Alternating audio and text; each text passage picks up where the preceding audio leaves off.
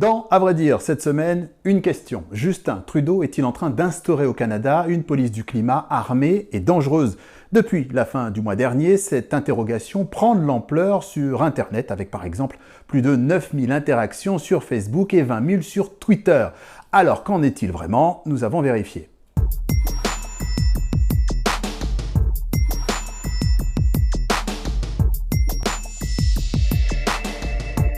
Les accusations sont portées à l'origine dans un article de ce site web, The Counter-Signal, qui se définit comme un média alternatif, un média en fait très conservateur qui titre ainsi.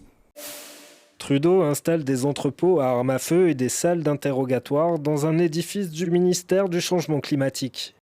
L'article s'appuie sur un document présenté comme exclusif, le plan de rénovation du bâtiment fédéral de Winnipeg, un immeuble situé dans le centre du pays, dans la province de Manitoba. Sur ce plan, on voit clairement un entrepôt d'armes à feu. Ça, les autorités canadiennes ne le contestent pas. Elles réfutent en revanche la présence de salles d'interrogatoire. Mais The Counter-Signal va plus loin en s'appuyant sur une offre d'emploi formulée par l'administration fédérale. L'auteur de l'article en déduit, dans ce contexte, que le ministère cherche à recruter un bataillon d'agents amenés à traquer la pollution climatique. À vrai dire, la réalité du site de Winnipeg est tout autre.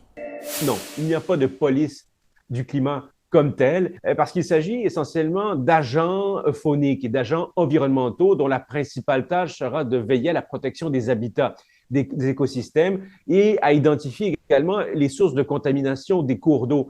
Autrement dit, des agents publics ordinaires agissant parfois en milieu hostile, ce qui justifie qu'ils puissent être armés, d'où la nécessité de cet entrepôt d'armes dans le bâtiment.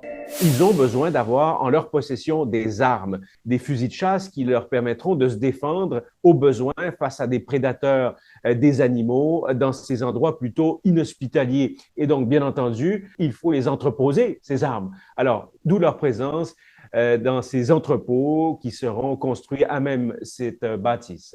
Pas de police du climat sur ce site, mais la rumeur est tenace, car elle est en plus relayée par des responsables politiques. Danielle Smith, une parlementaire en lice pour le poste de première ministre de l'Alberta, s'interroge sur Twitter.